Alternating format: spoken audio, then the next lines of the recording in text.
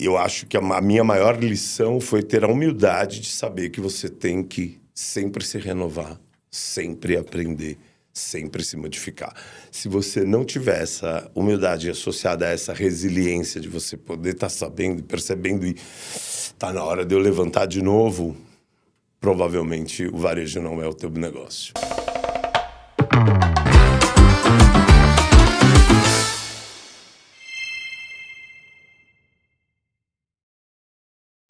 Olá, pessoal. Estamos começando mais um Tecla SAP Podcast. E antes de falar quem é o nosso convidado de hoje, eu vou fazer minha autodescrição. Sou uma mulher branca de 1,76 m, cabelos longos, com um pouquinho de luzes. Estou vestindo um vestido branco e preto e uma sandália preta com branco também. Então, agora falando dele, que é nosso convidado de hoje, que é Retail Expert, especialista em Visual Merchandising, com 43 anos de carreira, fundador das empresas W Retail e W Trade On, responsável por mais de 50 conceitos de varejo, consultor executivo para lojas Torra, Riachuelo, Marisa, C&A, Alô Bebê, Pernambucanas, Hope, Besni e Scala. Já atuou em Londres, Paris e Los Angeles. É cofundador da ABESV, Associação Brasileira da Indústria de Equipamentos e Serviços para o Varejo. E para 2026, planeja aí lançar um projeto digital inovador com lifestyle, experiências, IA e era quântica. Walter Bueno, seja muito bem-vindo à Tecla SAP by Pinterest. Obrigado, Carolina. Eu que agradeço. Difícil de trazer, né? É um pouco. Vou pedir para, antes da gente começar, você fazer sua autodescrição. Tá bom. Então, eu sou um homem de 1,78 m, peso 110 quilos, sou branco, tenho cabelo... Não tenho cabelo, sou calvo, uso barba e estou vestido de preto. Muito bom. Walter, para a gente falar um pouquinho para a nossa audiência, conta um pouco dessa sua história, né? 43 anos, lojas enormes do varejo que todo mundo conhece. Pois é. Conta um pouquinho aqui para Uma a gente. história bem longa mesmo. Bom, eu comecei a minha carreira no varejo em 1981. Eu fui trainee das lojas C&A e, nesse momento, eu fui selecionado, na ocasião, para trabalhar com Store Design e Visual Merchandising. Eu já fui um dos poucos trainees, aliás, talvez o único trainee na época, já designado para uma área específica, porque normalmente os trainees eram para a área comercial ou para a área de lojas, né, de operação, e a minha seleção já foi direcionada pelo perfil, pelo meu histórico escolar, desenvolvimento de algumas atividades que eu tinha naquela época, embora ainda com 20 anos. E aí eu fui transferido para Düsseldorf e lá eu fiquei na Europa há 4 anos fazendo um desenvolvimento desse segmento para trazer para o Brasil, que naquela ocasião não existia absolutamente nada referente a Store Design e Visual Merchandising da forma como nós conhecemos hoje.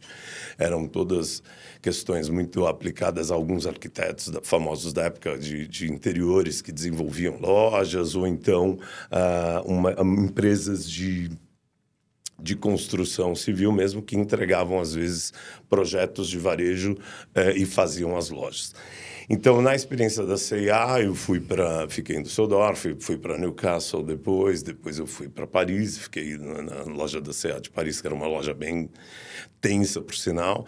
E, mais tarde, no final, eu fui para Miller Outpost, que é uma rede da família Brenningmeier, né, que em Los Angeles era uma rede super famosa naquela época de jeans e moda jovem.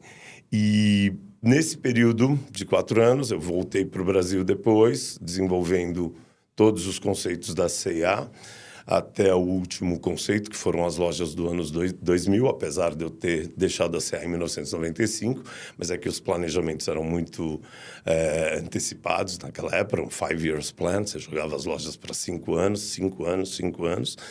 E, para você ter uma ideia de como o varejo era um pouco mais pragmático, mais fechado, né? Porque você conseguia projetar em 5 anos antes o que aconteceria depois, sem um mínimo de informação que nós temos hoje com a internet, enfim. E, nesse momento, eu abro a expansão da minha carreira solo de consultoria para o varejo na área de Store Design e Visual Merchandising. E aí foram todos esses outros cases que você citou, além da C&A, que desenvolveram aí para um processo de Store Design, de Visual Merchandising muito característico, feito, né, e especializado para grandes superfícies. É bom o pessoal lembrar bem disso, porque apesar de eu ter feito redes com lojas menores do que 1.000, 1.500 metros, que é a minha especialidade, acima disso, eu construí nessas redes 400, 500 lojas. Então, para o meu conceito de consultoria, isso entrava como grande superfície também. E é muito curioso, né? Porque a gente está falando de 43 anos de um mercado que mudou muito. Muito. Varejo era tudo muito offline, veio digital. E quais os maiores aprendizados aí que você teve ao longo desse caminho?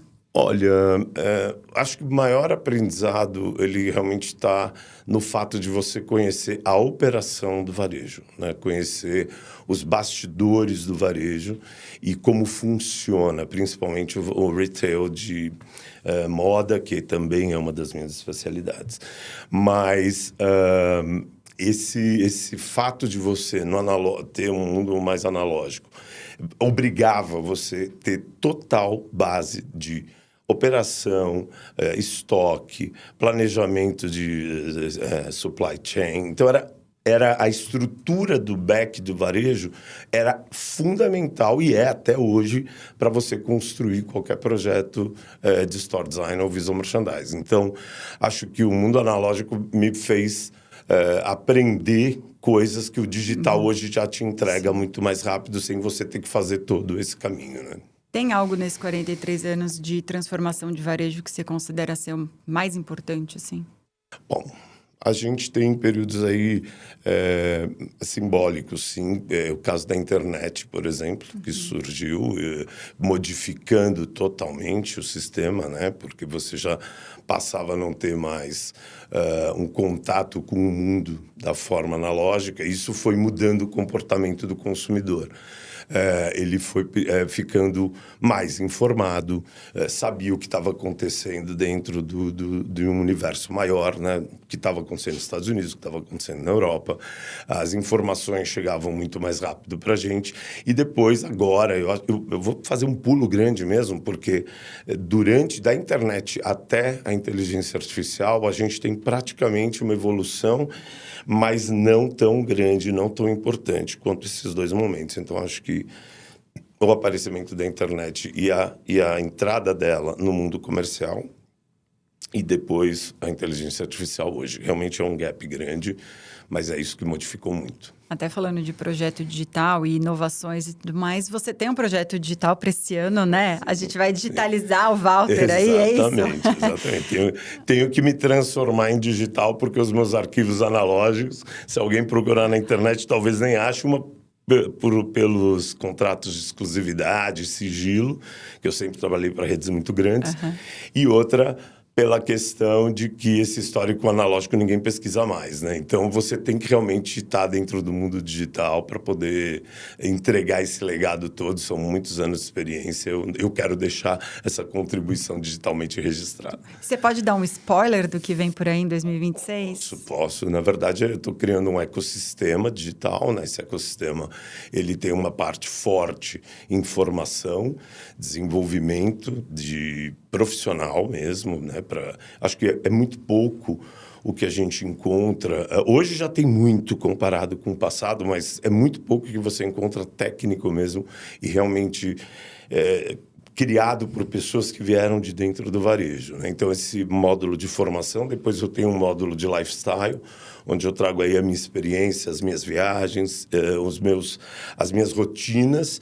E o terceiro tripé é um tripé corporativo, onde eu pretendo levar as pessoas para as grandes feiras, para os grandes eventos, mas em um modelo muito exclusivo, que depois vocês vão conhecer melhor quando a gente lançar. Só com o olhar Walter, né? Só com o olhar Walter, com o olhar Walter. E eu acho muito curioso isso. E quando eu brinquei que foi difícil, né, trazer o Walter, porque cada hora você fala com ele, não, tô na NRF Paris. Não vou conseguir porque agora eu tô em Lisboa, tô em Portugal. Você paga IPTU aqui, você Óbvio. Mora aqui, você paga o IPTU aonde? Onde você mora, afinal de contas? Ainda moro aqui, mas na verdade, assim, eu tenho uma vida meio nômade, né?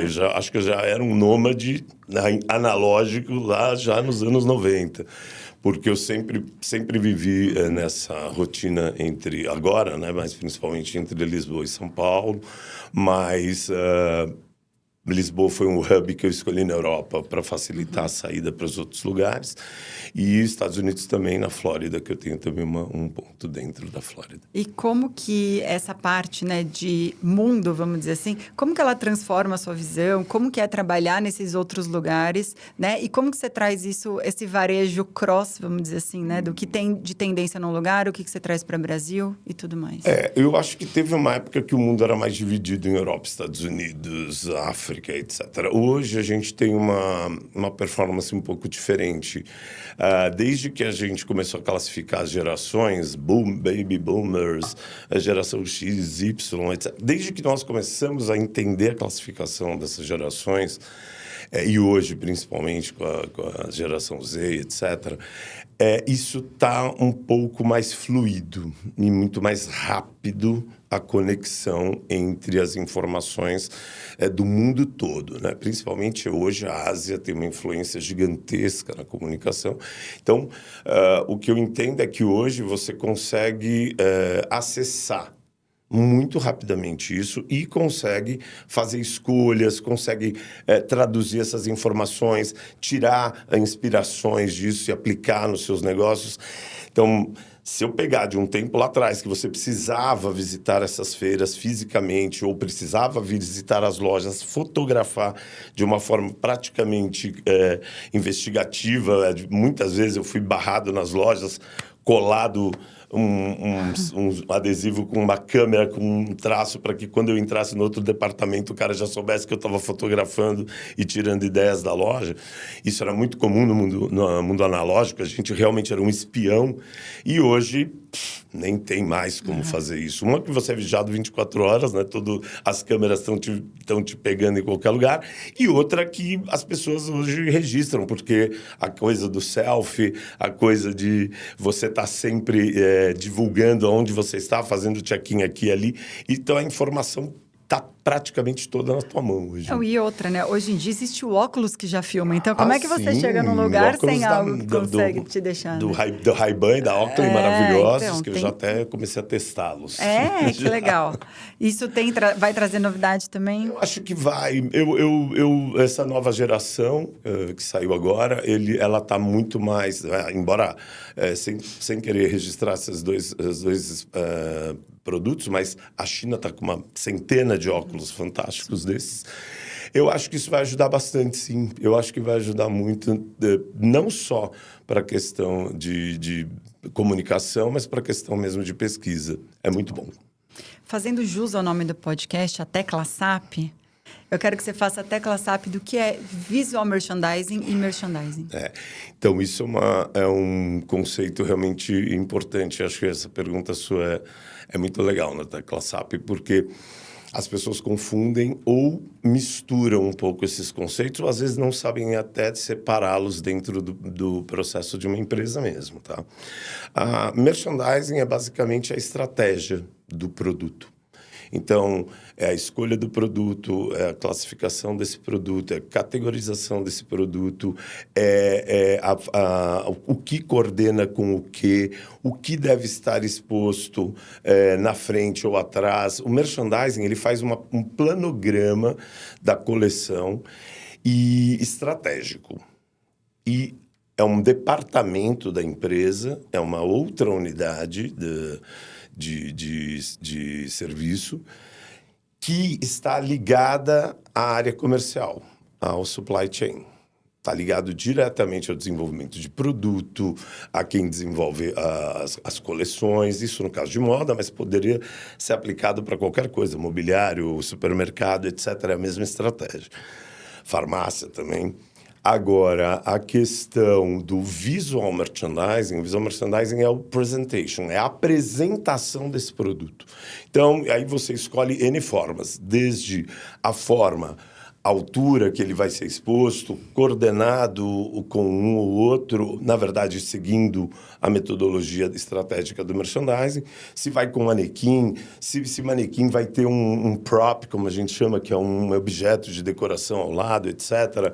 Então, o visual merchandising é a apresentação, é como você apresenta o produto na loja. Já é um outro segmento.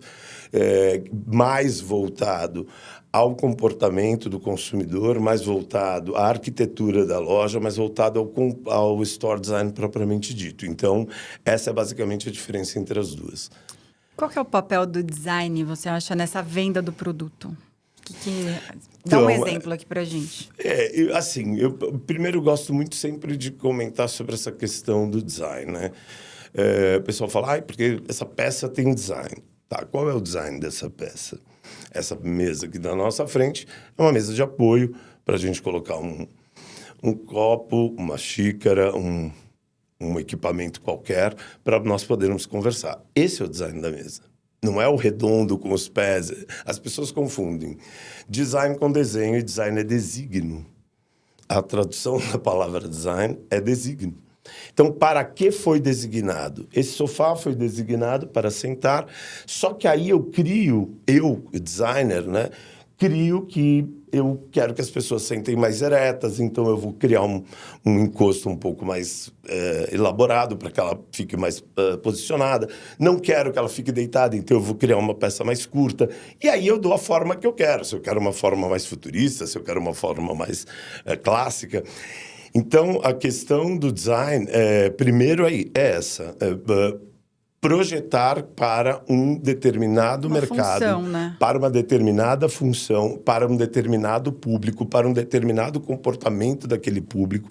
Então, a função do design é essa, é você conseguir interpretar através da função, então, que altura tem que ter esse móvel, que altura tem que ter uma arara, que altura tem que ter um balcão de caixa, você projetar isso. E também você pode querer, através do design, modificar e adaptar o comportamento. Por exemplo, um balcão de caixa tradicional, ele tem 1,10 m de altura. Mas algumas boutiques abaixam, para que a interação entre o público, entre o vendedor e o consumidor seja um pouco mais fluida. Então, o design da peça desce de altura. Então, ele tem uma função de aproximar as duas pessoas. Então, essa basicamente é a função design e a importância dele é você saber interpretar todas essas ferramentas, esses códigos e traduzir depois isso em objetos, enfim. Resumindo, a gente usa a palavra de forma errada a vida inteira, né? Eu acho que não é que a gente usa a palavra errada. Ela tem esse recall associado à forma. Mas é que antes da forma existe a função, existe o desígnio. Muito interessante. E, Walter, hoje, quando você olha o mercado como um todo, o que você acha que as empresas, as lojas, enfim, as marcas estão fazendo e errando nessa área? Olha, assim, eu não gosto muito de usar essa palavra errar, porque existem muitas situações, eu que tenho 43 anos de experiência, posso dizer que algumas das soluções que você apresenta, às vezes são modificadas pelo desejo do cliente, ou por uma dificuldade de investimento, ou por uma dificuldade de fornecimento daquilo. Então, não gosto muito de usar a palavra errar, porque quando a gente vai visitar e fazer às vezes eu vejo alguns reacts na mídia social falando mal de determinada loja. Isso eu falo, gente, tem que entender por que chegou naquela solução. Mas, assim, uma coisa que eu acho importante, que eu ainda não vejo muito forte, melhorou muito. Tudo que eu estou falando melhorou 70% da minha época para cá. Mas ainda é muito deficiente o fato de muitos profissionais da área de store design, visual merchandising, nós estamos focando exatamente nisso aqui, ainda desconhecem muito o operacional do varejo. Eles desconhecem muito o por trás das câmeras, entendeu? Eles fazem até perguntas para saber quantidade de peças, tentam entender um pouco a operação, mas é muito falho o conhecimento, é muito pouco profundo. Voltando, sempre dizendo, eu lido com áreas de grande superfície, que um erro fragmental é estratégico, naturalmente, proporções menores, essa necessidade se torna um pouco mais sutil, um pouco mais delicada, mas Eu acho que a grande falha hoje do mercado, e não é hoje, tá? Sempre foi, é o fato do cara, do designer, não ter uma experiência real dentro do varejo. Ele não conhecer profundamente operação, estoque, enfim. E aí, se você pudesse deixar uma dica aqui para nossa audiência também, né? Quem está começando aí o merchandising do zero, o visual merchandising de uma loja, quais os principais pontos que você acha importante que a pessoa não deixe aí para... Então, a verdade é essa. Eu acho que o profissional deveria desenvolver um checklist sobre a operação, entender primeiro com o cliente a realidade, né, do processo comercial dele e, baseado nisso, desenvolver depois o projeto de Store Design e Visual Merchandising. Ele tem que conhecer absolutamente tudo mesmo. E é mais ou menos, vou fazer um paralelo aqui, um designer de interiores vai fazer sua casa, ele precisa conhecer a vida da Carolina. Se ela tem filhos, se não tem, que horas os filhos chegam, que horas os filhos saem, como é que é a estrutura daquele ambiente familiar ou pessoal, ou escritório, o que seja, para poder desenvolver a arquitetura ou a decoração daquele espaço. A mesma coisa acontece com a loja. E é muito muito menor o interesse, e não é nem o interesse, é a falta mesmo do conhecimento, da experiência. Então, se você puder trazer um profissional de varejo de verdade, de back, para dentro do seu negócio, dependendo do tamanho dele, você vai ter muito mais resultado e vai entregar uma coisa muito mais completa. E o que você falou nada mais é do que pesquisa, né? Pesquisar o que tem, né? Então, eu vejo muito hoje essa coisa de visual merchandising e tudo mais, pesquisas, relatórios, né? Sem então, dúvida. a gente tem aqui, né, no Pinterest, relatório anual do Pinterest Predicts, que a gente fez aí um especial 2026 no fim do ano. E até, acho que para a sua área é uma das áreas que mais utilizam. Eu utilizo todas as ferramentas de pesquisa, Pinterest principalmente. Não é impossível você não estar lá, né? Mas a questão é que sem informação mesmo, sem pesquisa, porque, vejam, um Pinterest são milhões de pessoas que contribuem ali nos acessos do mundo, entregando informação, etc., que depois é compilada e te entrega de uma maneira extremamente objetiva e clara. Então, esse processo já é aquela pesquisa que no passado você tinha que fazer uma volta ao mundo para poder trazer um substrato bem menor do que você consegue hoje, né? Reportes como esses, tipo do Pinterest, influencia nas suas decisões? Como que você Totalmente. tem utilizado isso? Sim, eu utilizo muito, desde que todas essas ferramentas de pesquisa começaram a ficar disponíveis. Eu utilizo absolutamente, junto com os meus assistentes de inteligência artificial, junto com a minha equipe, é absolutamente imprescindível para o meu trabalho. E como que você vê que, de repente, essas tendências elas podem ser, de fato, traduzidas para o PDV? Elas são facilmente traduzidas pelo PDV. Porque as pesquisas já entregam até quase uma receitinha de bolo de cada uma das tendências, né? E se você hoje, mais do que nunca, é obrigado a levar para o PDV, além da técnica, do conhecimento, da estrutura do ecossistema de varejo, de compras, distribuição, estoque, venda, você tem que entender também o comportamento e essas nuances das pequenas tendências ou das grandes tendências que atacam o mercado de varejo. Não importa qual, se é farmácia, se é mercado, se é loja de moda, enfim. Quando a gente fala de varejo, pet shop hoje está muito forte, wellness, que é praticamente a bola da vez, e beleza, né? Então, quando você fala desse universo, você é obrigado a fazer uma pesquisa, aplicar algumas daquelas tendências que já estão demonstradas, que milhões de pessoas estão postando. Então, eu entendo que não tem como. Hoje você precisa estar absolutamente conectado a isso. E uma coisa que eu acho que é uma percepção de valor também, quando a gente fala do consumidor, experiência, né? Totalmente. E aí, quando a gente fala, por exemplo, de varejo, o consumidor, ele vai fazer a compra da farmácia, ele vai fazer a compra do produto de beleza, vai fazer a compra na moda e ele quer uma melhor experiência, ele quer uma melhor forma de interação, né? Hoje, mais do que nunca, entregar uma experiência dentro de qualquer universo de varejo é a tônica para você vender mais, porque cada vez mais, com a entrada do digital, que tornou muito funcional e prático o ato de consumo, no analógico, que é o físico, você tem que entregar a emoção. Então, hoje, a loja deixa de ser aquele espaço pragmático, técnico, um balcão com um lugarzinho para tirar nota fiscal, etc., e passa a virar um clube, uma comunidade onde você tem que levar esse cliente lá para dentro e ele se identificar com todo o conceito do teu negócio, com toda a experiência que você está entregando para ele, que está muito associada ao universo, à realidade dele. Então, mais do que nunca, o físico, principalmente o varejo físico, que é quando a gente fala de varejo, a gente sempre lembra da loja física, ele é obrigatório hoje, mandatório, que ele entregue um espaço com experiência, né? Com interatividade.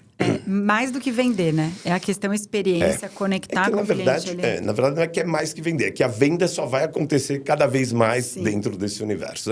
O varejista nunca vai colocar a venda abaixo de qualquer outra categoria, né? O negócio de varejo é a venda, mas a questão é, para vender hoje, você tem que entregar esse ambiente. Eu digo assim, varejo no offline é aquela coisa experiência.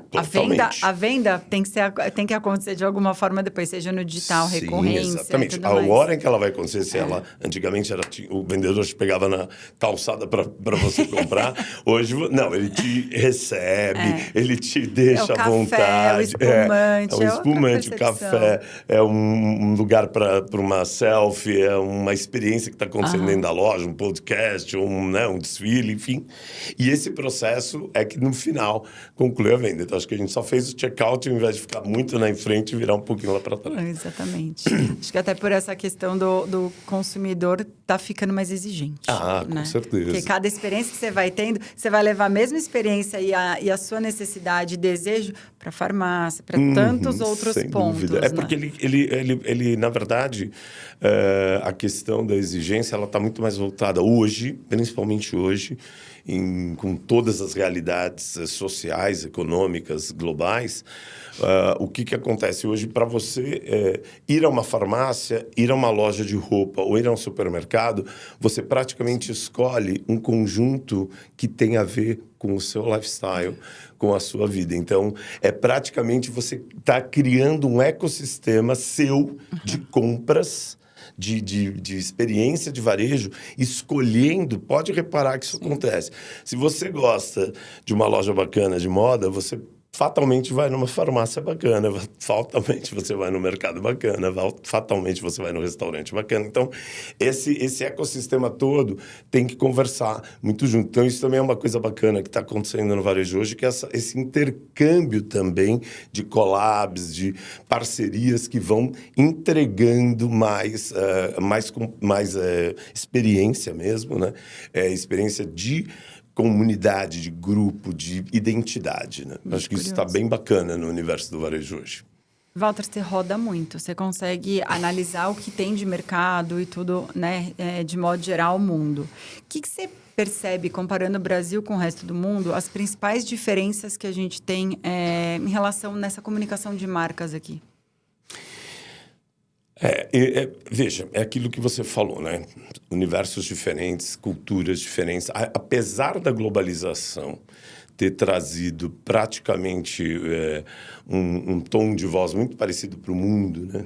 O mundo, quando ele se movimenta para determinados momentos sociais, determinados momentos culturais, ele hoje meio que é uníssono, né? Hoje ele meio que navega muito parecido.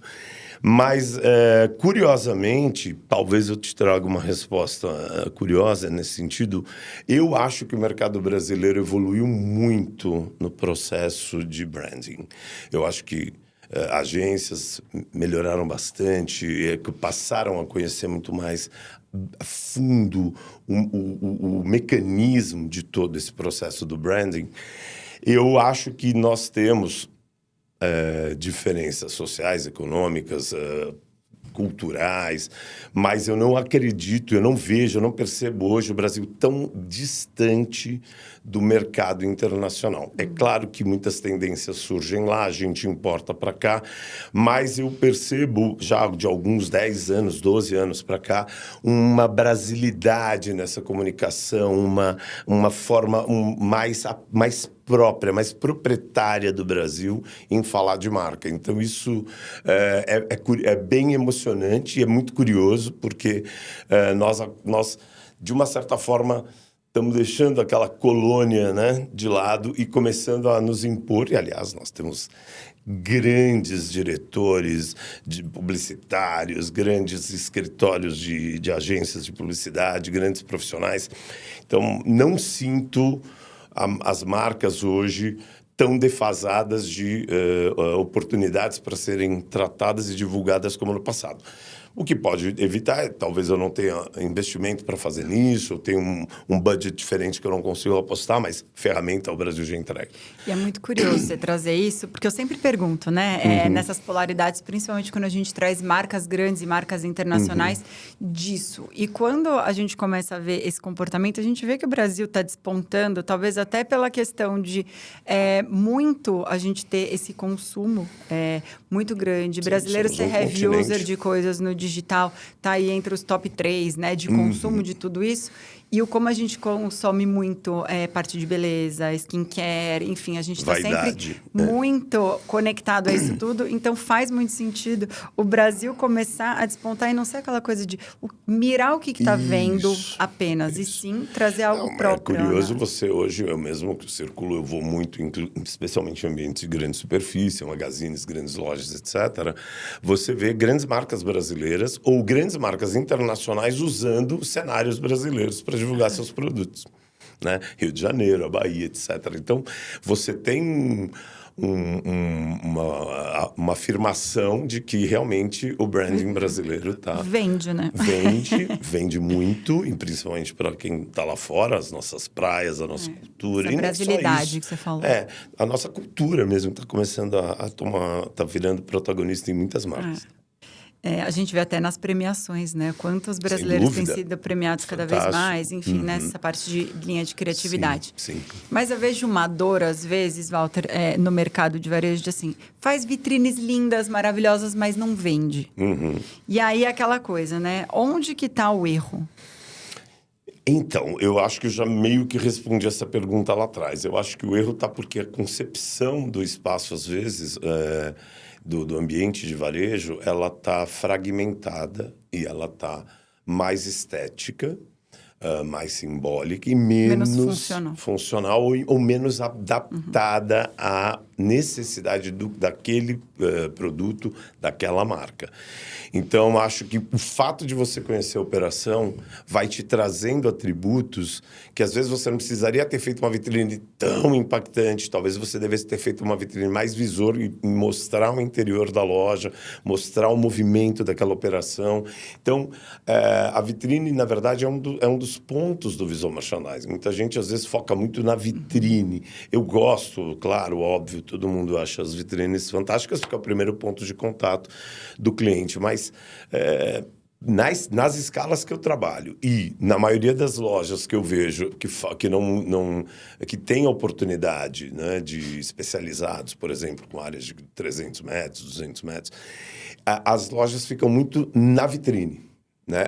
Não abrem as menores, né? Não abrem, às vezes, o espaço visual da loja como um todo. Então, o erro, às vezes, da vitrine é elas existir. Às vezes, você não precisa da vitrine. A vitrine já é a tua loja. Então, mas, basicamente, tecnicamente falando, a vitrine e a loja precisam ter uma sinergia e o ideal seria que o vidro, né? Que a vitrine vem de vidro, do visor, do Windows, da janela, ela entregar um pouco mais de integração com a loja. Então, talvez essa seja uma dica que eu gostaria de passar. Você tem muitos cases. Eu sei que você não vai poder se aprofundar em muitos, até porque são empresas muito grandes, né? Existem estratégias lá dentro, mas conta pra gente alguns cases de que você acha que foram interessantes. Olha, apesar... de eu não poder falar, porque realmente a gente tem contratos de confidencialidade, a estratégia de varejo.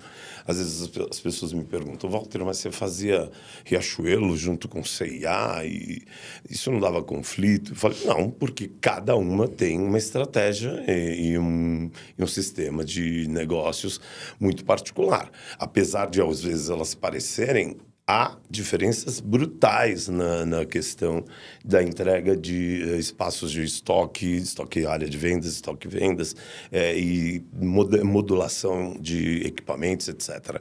Então, assim, eu acho que são realmente muitos casos, né? Eu acho que eu considero...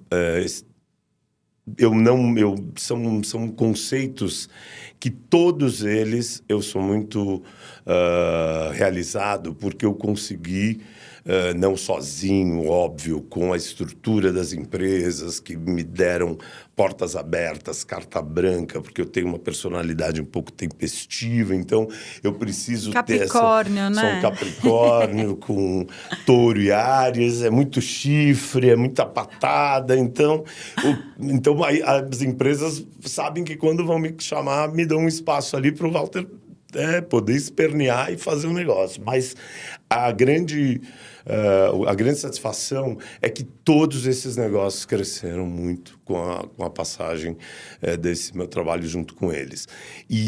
Mas, assim, eu tenho, por exemplo, o caso da Hering. Né? A Hering, a gente pegou em 2003, mais ou menos, eram só licenciados. Lojas que não eram da Hering, eram lojas licenciadas, que vendiam as camisetas brancas da Hering. A Hering entregava um logo para colocar na fachada, então você passava por lá e via, uma loja da Hering. Mas, na verdade, não era uma loja da Hering, era um licenciado que a Hering dava o logo para ele colocar na fachada. E nós, então, criamos, em 2003, o projeto da Hering como Hering Store, a própria loja da Hering, e, na sequência, PUC, Hering Kids e Desarme. Então, todos esses conceitos apareceram como loja. Quer dizer, a Desarme ela já existia como loja.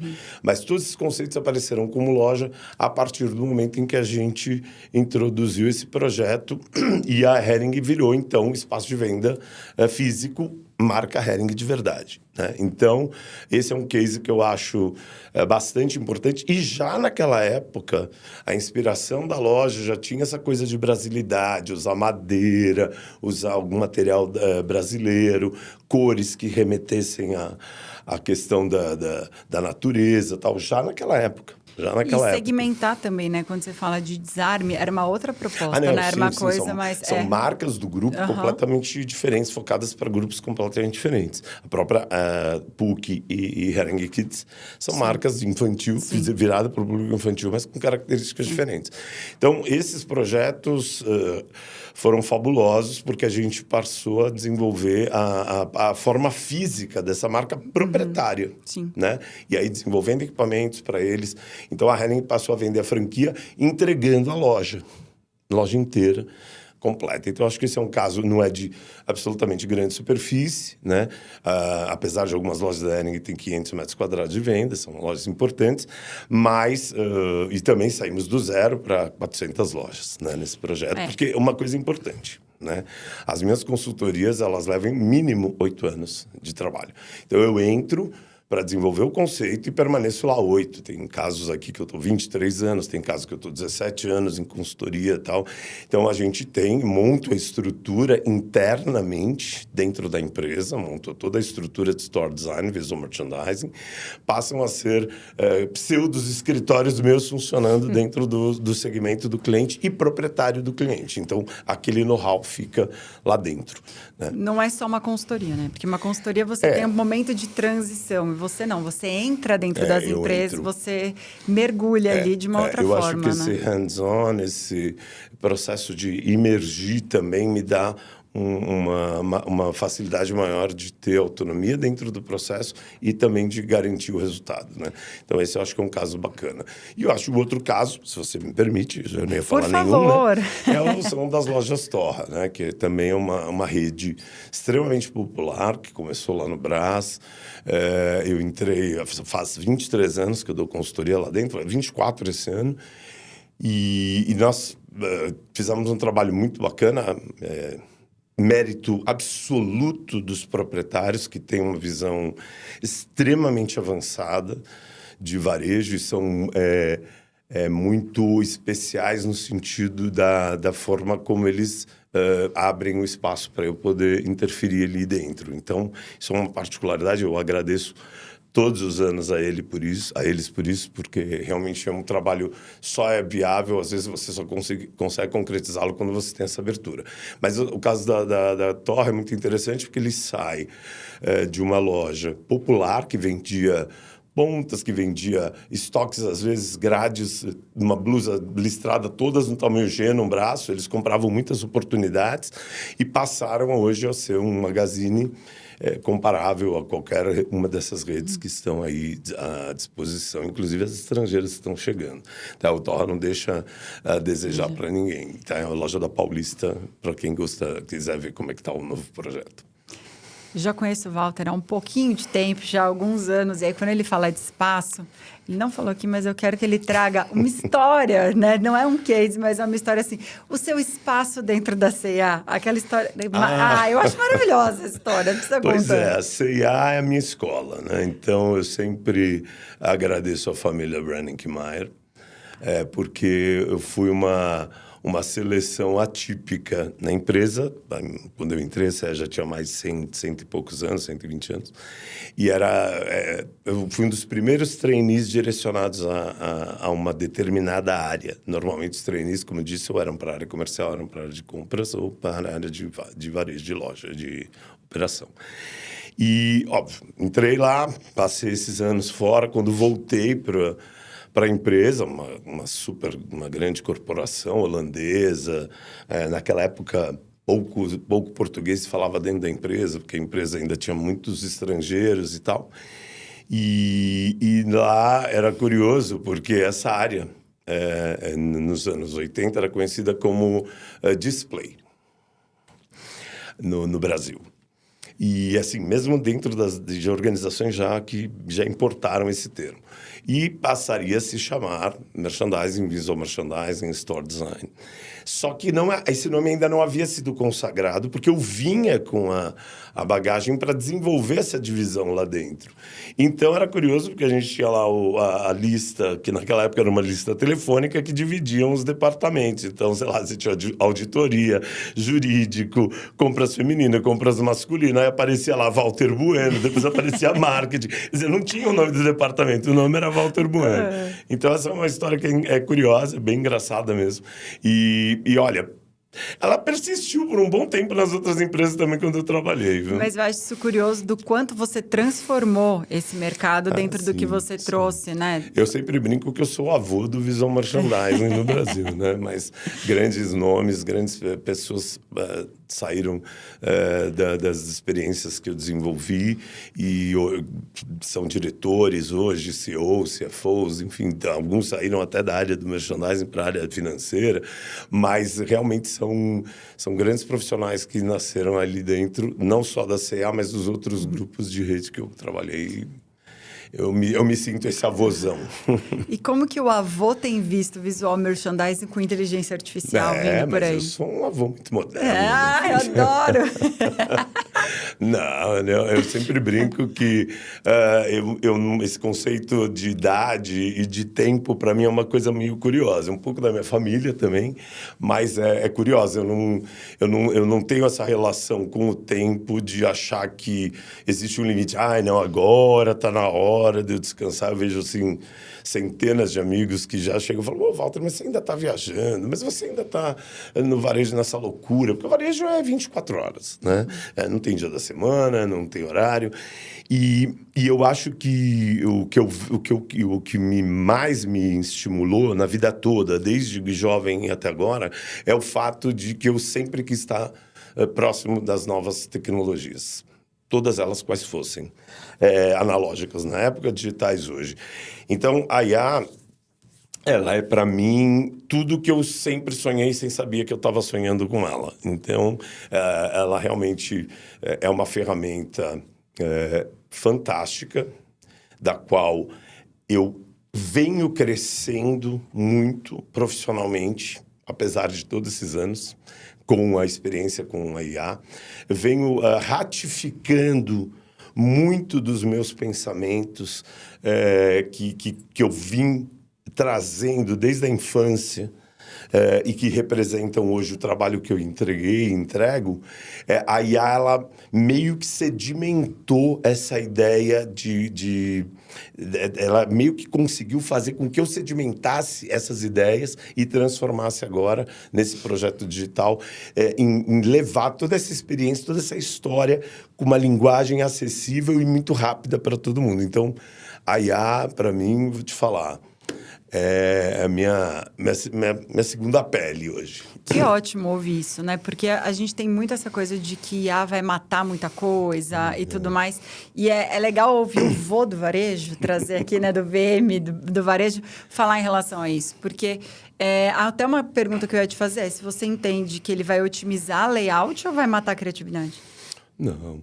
Veja, a inteligência artificial, como qualquer outra ferramenta que surgiu na época, a internet, depois do sistema Windows, porque eu venho do sistema DOS, eu nasci no DOS, né?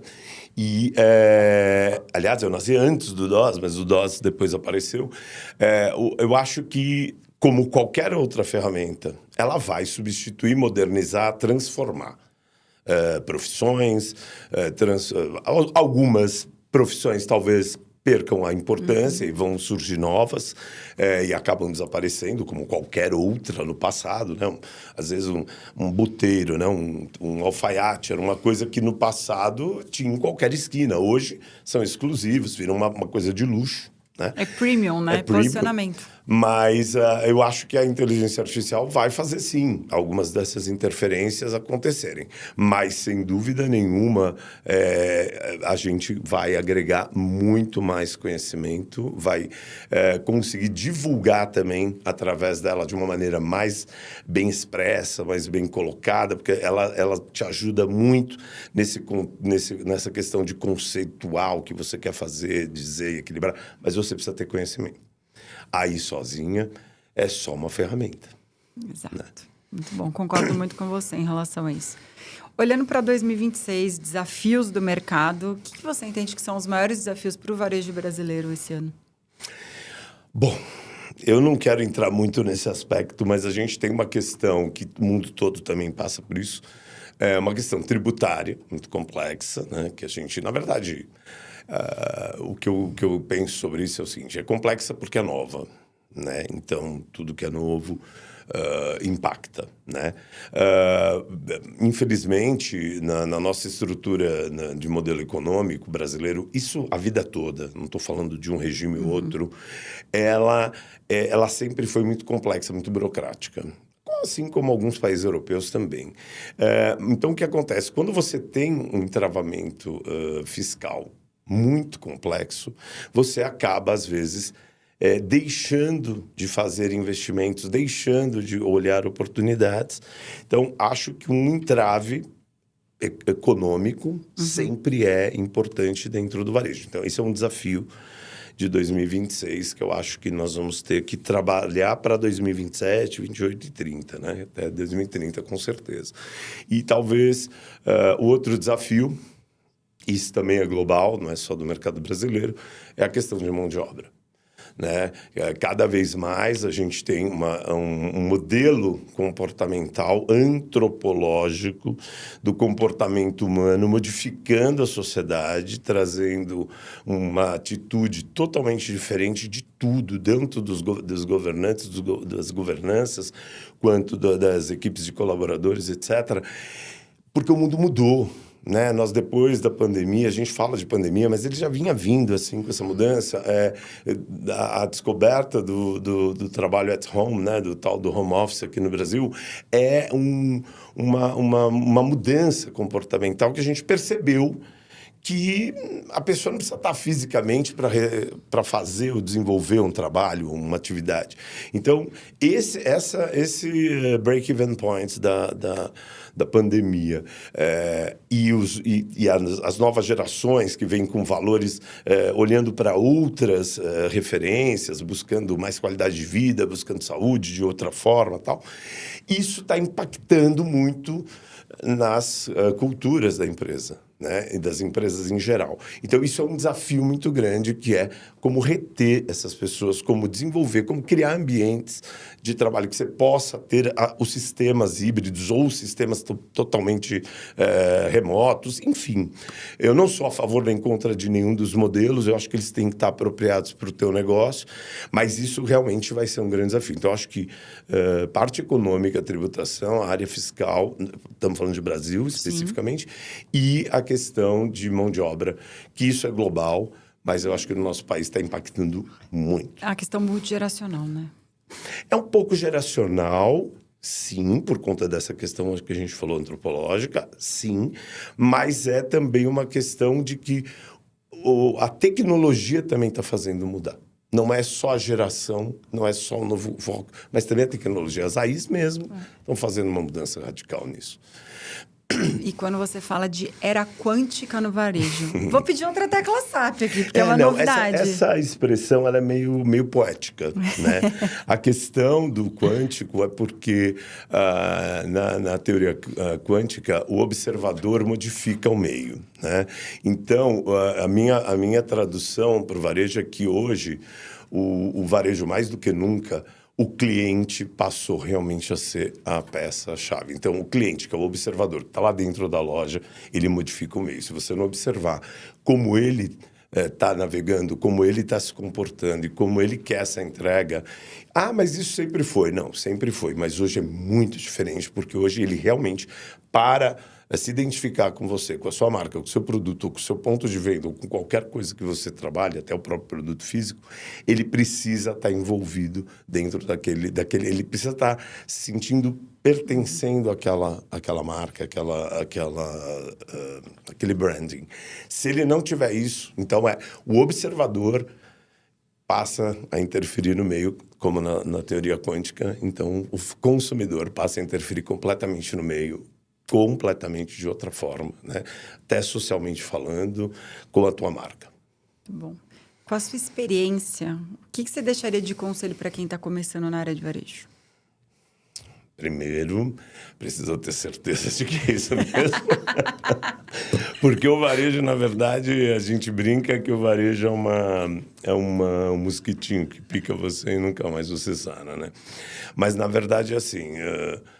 Eu acho que não é só para o varejo esse meu conceito, porque eu olho o varejo como qualquer outro negócio, né? Mas eu acho que o melhor conselho é estude, se atualize, mantenha-se sempre na última ponta do que está acontecendo no mundo. Isso serve para qualquer negócio, mas para o varejo ele é fundamental.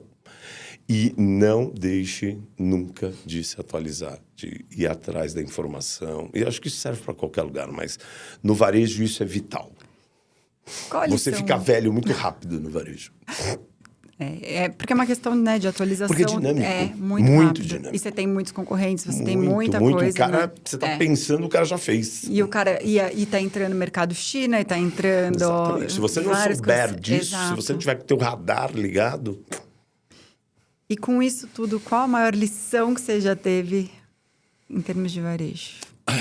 Lição em termos de varejo, a maior lição acho que é a humildade. Porque você, como varejista, olha, eu acho que uma atividade das mais pesadas que eu já pude escolher na minha vida profissional. Eu sempre comparo a minha vida com um médico cirurgião, porque eu sou chamado a qualquer momento, é um problema atrás do outro. E aquele organismo do varejo, ele é uma vida, né? Se você não atuar na hora, ele pode morrer, ele pode ficar com um problema, uma sequela.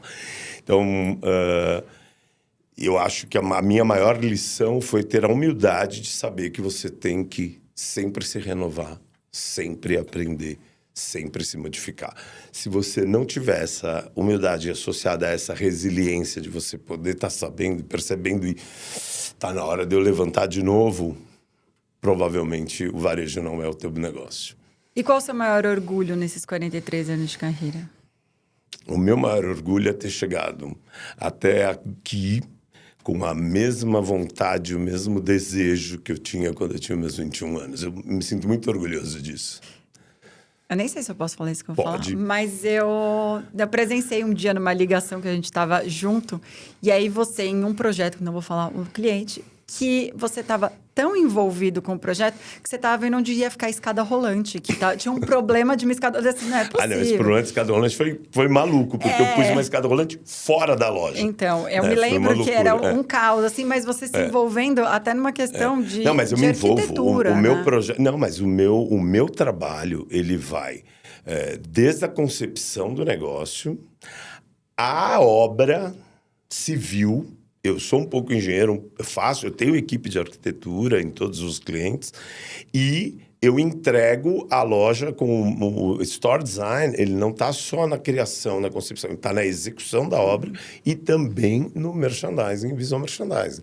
Então, a minha consultoria, ela abraça todo o place, todo o ponto de venda. Sua consultoria no presencial, você tem uma metragem do que você tem ali. No online você vai conseguir... No online eu estou querendo ampliar essas metragens quadradas, porque eu sou um homem de grande superfície, eu gosto do espaço. Então, eu acho que no online a gente vai conseguir ampliar ainda mais esse processo, porque além da operação da criação e desenvolvimento, eu vou também estar educando e levando as pessoas para uma experiência fora do negócio delas, né? Muito bom. Chega um momento que a gente chama de momento tecla SAP, que eu vou te dar o nosso megafone, eu vou pegar ele aqui, e se você pudesse deixar uma mensagem de mundo...